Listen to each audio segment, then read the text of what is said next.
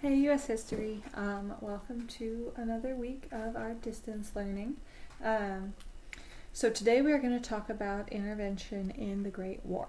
Okay, so the Great War, also known as World War One. At this point, we are in 1916. The war has been going on for 2 years, and quite frankly, it's going very badly for both sides. New technology born of industrialization gives the armies these mass-produced weapons to produce mass-produced death. One tragic illustration is the British offensive at the Somme. On the opening, July 1st, 1916, in one day, the British suffered 80,000 casualties. The bloodiest day in modern history. By the end of the Somme campaign, Britain had gained 3 or 4 miles of mud. And 500,000 British soldiers were killed or wounded. The conditions in World War I are brutal.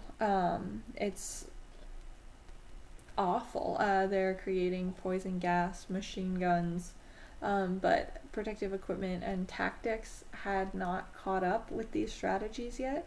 And so it was just digging trenches opposite each other and shoot at anything that moves. That's why so many people were dying. On the other side of the Atlantic, President Wilson feared that the war would not end before America was dragged into it. Drawing on this idealism, he appealed before the Senate and warned that the deadlocked nations of Europe, only peace without victory could provide a lasting solution. So basically, he wanted the war to end before anybody won it.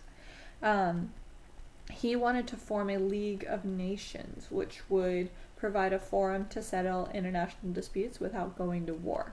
If it sounds a lot like the United Nations, it's because the League of Nations was the United Nations kind of father. Slightly dysfunctional, but it worked. In Europe, millions of men are dead. Wilson's peace without victory was not even a consideration. A week after Wilson's speech, the Germans, who were very, very much feeling the British blockade, declared unrestricted submarine warfare. Okay, so this is happening in 1916, 1917. You've got this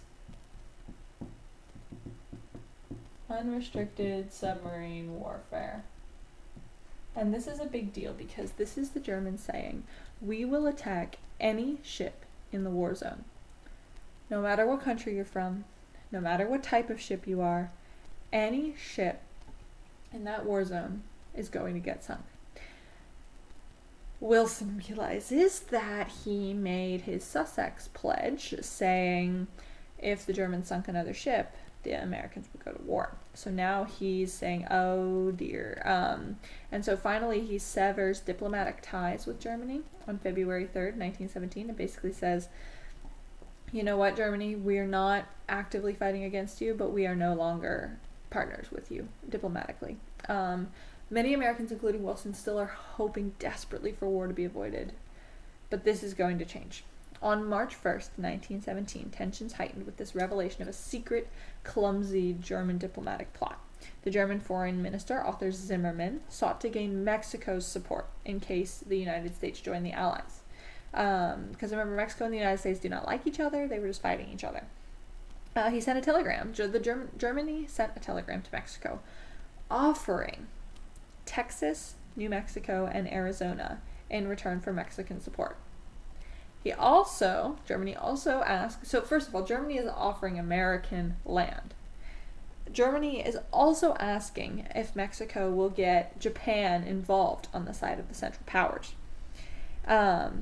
And when the Zimmermann telegram was first revealed, it seemed so ridiculous that people thought that Britain had sent it to try and force the United States into war. But when the truth of Germany's hostility to the United States finally dawned, Americans were outraged.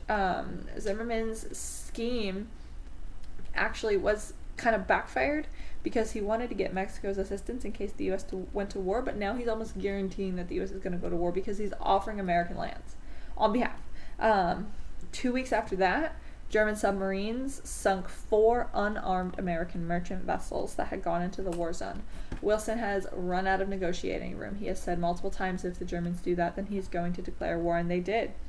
And so he appeared before Congress and requested that Germany had forced war onto the United States, and on April 6, 1917, America entered World War I. Okay? So, April 6th, 1917, U.S. enters World War I. So now we're involved. What now? Well, you have to raise an army. So the issue is, Wilson has declared war, but the United States doesn't really have a standing army. The peacetime army and the National Guard, it numbers only about 300,000 men. Remarkably, that number is going to increase 10 times to almost 4 million before the end of the war. This rapid recruitment was a result of a national draft through something called the Selective Service Act. And it's a draft. At first, all men 21 to 30 are required to register. But in 1918, they get so desperate that they change it to all men 18 to 45 are required to register for the draft. 2.8 million American men are drafted into that, and about half of them see action. When the recruits arrived, they realized that the United States was so unprepared. Theodore Roosevelt was very disappointed in this fact.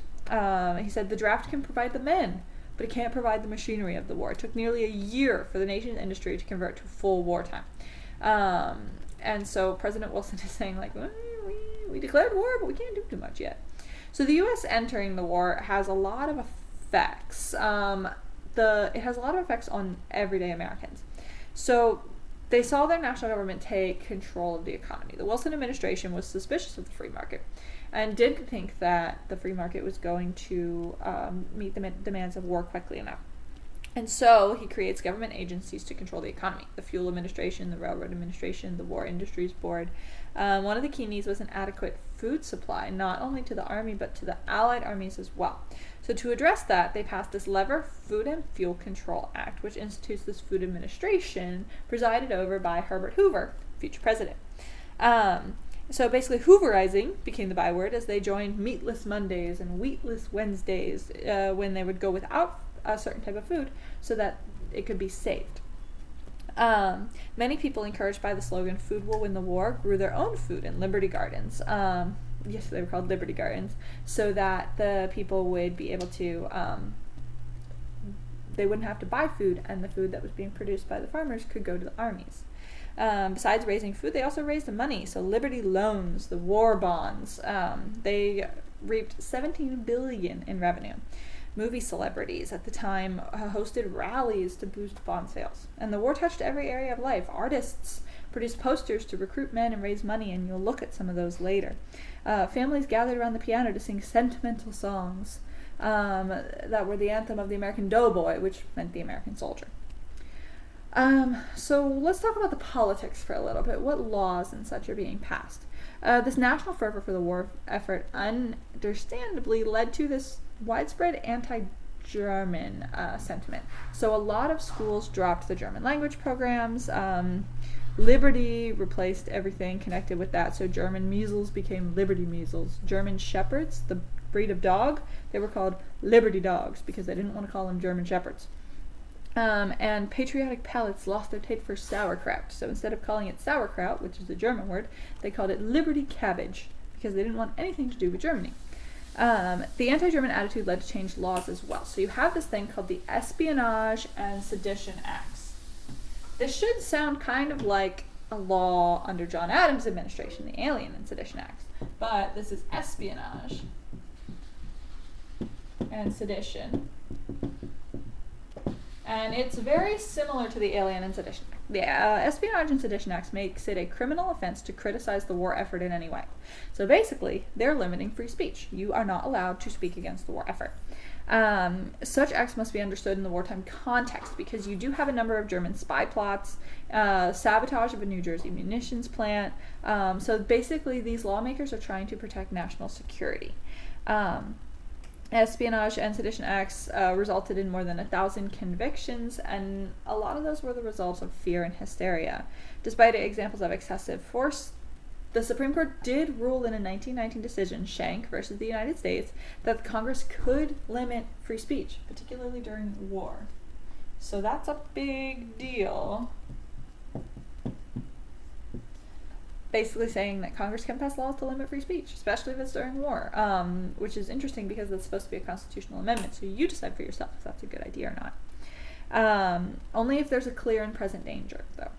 In the ruling, the justice said free speech will not protect a man falsely shouting fire in a theater and causing panic. So, for example, like, you can't run into a movie theater, yell fire, have everybody panic, and then say, oh, I was just exercising my right to free speech. That's not free speech. Okay. For most Americans, support for the war came this matter of like patriotism, idealism. Woodrow Wilson basically said, we just want to do the best for our nation, right? And so it's this patriotism, idealism that's happening. So Wilson continues his theme, and he outlines this plan that he hopes will create a lasting peace, called the 14 Points. Freedom of the seas, open diplomacy, self-determination, things like that. He wants to renew his idea for a League of Nations. And he's hoping to turn the war into a crusade for the Americans, use the olive branch of the 14 Points to create peace in Europe, but ultimately it's not working out very well yet because everybody's still at war. So what's happening in the actual war side? July 4th, 1917, the first contingent of U.S. troops of the American Expeditionary Force marched through the streets of Paris. So July 4th, 1917, we actually get to Europe and enter the war in Paris. They recall an old debt, and they say, Lafayette, we are here. And I want to know why in your Junipod. The American entry was pivotal for the Allies. On the Eastern Front, the bloody Bolshevik Revolution. So in Russia, there's been a revolution, the Bolshevik Revolution, and it institutes and is headed by Vladimir Lenin. It creates a communist power in Russia, and the communists negotiate peace with Germany in 1918 and back out of the war. And so now Russia's no longer fighting on the side of the Allies, which is bad. In addition, morale among the Allies is miserable. They suffered 7 million casualties in the war. French troops are staging mutinies. French soldiers are murdering their officers and then deserting because they don't want to be here. The Allies are about to collapse. But a lot of this, a lot of the arrival of the Americans and the arrival of a couple other new commanders is bringing renewed hope. They were green. They didn't know what they were doing. But it's fresh blood, and that's a really big deal in the war effort. So the German commander, Erich von Ludendorff, knew that Germany could not prolong the war now that the U.S. has entered too. Germany doesn't have any new allies coming to their aid, and so he wants to end it as quickly as possible before the U.S. can figure out what's going on. So he decides to attack the British and French, hopefully forcing them to surrender before the United States can really get enough men over there. And so he launches this British offensive in northern France and Belgium in 1918 with the heaviest artillery fire ever used, 6,000 guns. And I'm not talking just guns, I'm talking machine guns and cannons and kind of the equivalent like tanks and things like that. Tons of steel, explosive shells for more than 4 hours. Then the German infantry charges across no man's land, flamethrowers, poison gas, hand grenades, machine guns. There was even a cover of fog, and the Germans were able to successfully break through in a couple of places, but the drive did slow and falter. After several days of intense battle, the British, aided by some recently arrived American troops, were able to prevent a collapse of the line. Okay, so this initial offensive fails. Having failed to break the British line, the Germans opened up attack on the French line in May of 1918. The German assault broke through the lines and reached the Marne River, which is only 50 miles from Paris. But these Yanks, Americans eager for a fight, pour into the gaps and halted the German drive at Chateau Thierry and Below Wood. Okay? So the Germans launched these desperate offensives knowing that if they can break the British and the French before the Americans figure out what they're doing, they'll win, even though the Americans have joined. Because the Americans aren't going to fight on their own. If Britain and France surrender, the Americans are going to back out. But it doesn't work. They don't break through. So on July 18th, the Allies begin a counterattack. They're starting to push the Germans back into Germany, or back towards Germany. In Saint-Mihiel, there was a victory won, but the largest effort was the American Argonne Offensive in September 26th of 1918. It was one of the costliest military campaigns. 1.25 million U.S. troops in a 25-mile front fought for 6 weeks towards the German rail center at Sedan. The Americans suffered over 100,000 casualties, over 25,000 killed in action. But the effort completely turned the tide. In October, the German leadership began to negotiate for peace following Wilson's 14 points. And by early November, the Kaiser fled into exile. The German lines collapsed on November 11th, 1918. The 11th hour of the 11th day of the 11th month, the armistice was signed, ending the war. So, November 11th, 1918. When you have the armistice at the end of the war. The French commander remembered the signing ceremony. He said, "I was glad I had exerted my will, for the business was settled." But the issue is it's not. Less than 20 years later, World War II has begun. Is about to begin.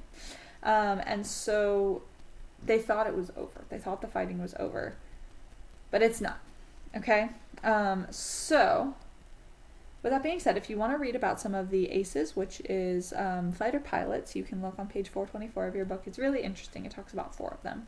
But the gist is that there's a lot of fighting back and forth, but not everything's being fought on the battlefield. Some of it's being fought on the home front too. Okay? So, that is essentially what happens in World War I. Note, the Americans didn't actually do much, but they helped with morale a lot, which is sometimes a really big factor. Okay? And of course, you have the Argonne Offensive. If you want to look at maps in your book on page 425, you see the front that's being fought. It's mostly in France and a little bit in Belgium. The armistice line is where the troops were when they were the Germans surrendered.